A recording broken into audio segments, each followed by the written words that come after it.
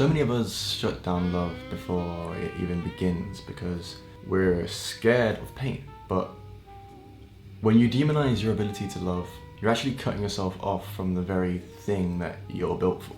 When we first enter childhood, all we really do is experience our life through the lens and vibration of love. It's almost in its purest form.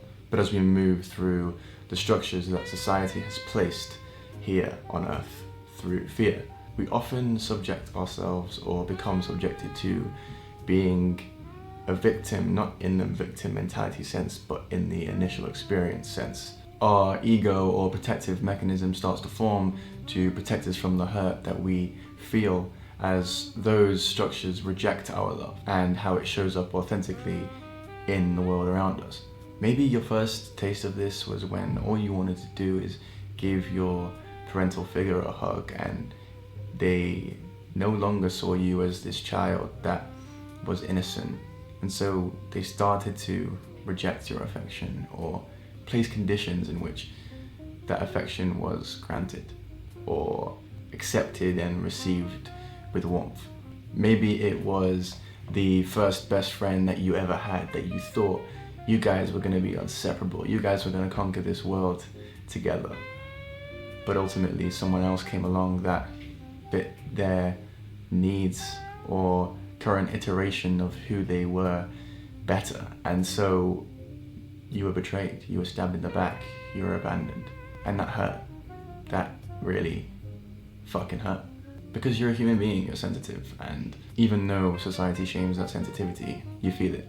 You can push it down as much as you want, you can be a macho dog, but it doesn't work out. It doesn't stop the fact that you felt that way, because a feeling is a reaction. Whether you like it or not, whether you judge it, whether you shame it, whether you catastrophize it, it's there. And it's telling you something, it's pointing you in a direction. But often that direction is so intense to experience, that feeling is so intense to experience, so we shut it down in whatever way that might be. But actually on the other side of that feeling is truth. And it's a truth that is liberating, a truth that sustains itself. Yes, it's painful, but life gives us pain, whether we reject pain through love or we embrace pain through fear.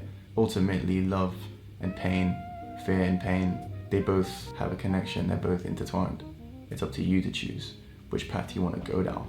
Ultimately, the central point I'm making is that we're taught to create defense mechanisms to protect us from the hurt we feel when our love is rejected, or when we experience that pain that comes with loving someone so deeply and courageously and giving them that love.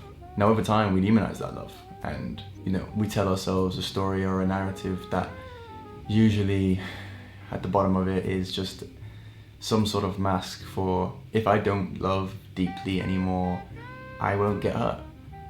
I won't have to feel this pain. And so therefore we demonize that love.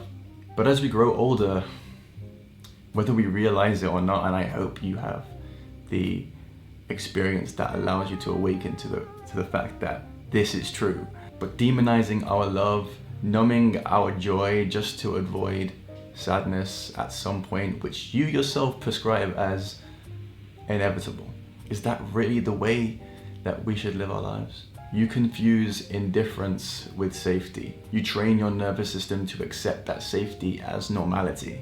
You train yourself to live half-heartedly. And when our nervous system accepts that as the default, as what is safe, even if in reality we are not, then that's how you will live your life, and that's how you will manifest whatever you manifest in this life. Sometimes we have to be conscious about this dynamic and how we're actually training our nervous system to accept less abundance in our lives out of what we perceive as safety, just because we're scared to let love in. Which leads me to this. Most of us never fully experience the transcendent, nurtured vibration of love that's available to us. And if we do, and actually a lot of us do, we only get fleeting glimpses. That could look like the birth of a child, or a random sacred moment with a partner, or serendipitous moments that push us into this deep presence, which often awaken us to the idea that there is something more, right? The thing is, we cling to those flashes instead of realizing that these flashes are revealing us an energy to which we can live and our being can vibrate from ever increasingly. But again, our nervous system is so used to living from this place of fear due to our conditioning that our subconscious is resisting to this change. Our subconscious will block the change. That's why when we experience these random glimpses of godly love in our lives, we just assume it's a glimpse. We don't think that we can live and operate from this way and this vibration consistently. But what do we do with all this? And what's the actual point that I'm trying to make, or the actionable item that I'm trying to give to anybody who lands on this video? Before I actually give that disclaimer, I am obviously just a human like anybody else, and this is my experience and what I'm learning. Take it with a pinch of salt. Take the things that resonate, abandon the things that don't, for wherever you are in your journey, and try and apply it in a way that's actually nuanced and applicable to you. I'm not some fucking guru guy, right? Like, love so deeply, even if it hurts. Because the pain itself becomes a teacher that is wiser, more connected, and ultimately, I believe, comes from a place that is the higher self, or God. Whichever way you want to look at it, whichever terminology fits into your realm of operating when it comes to understanding these things. Pain that comes from love always comes from truth and ultimately serves you. Whereas fear, on the other hand, it always leads to a dead end.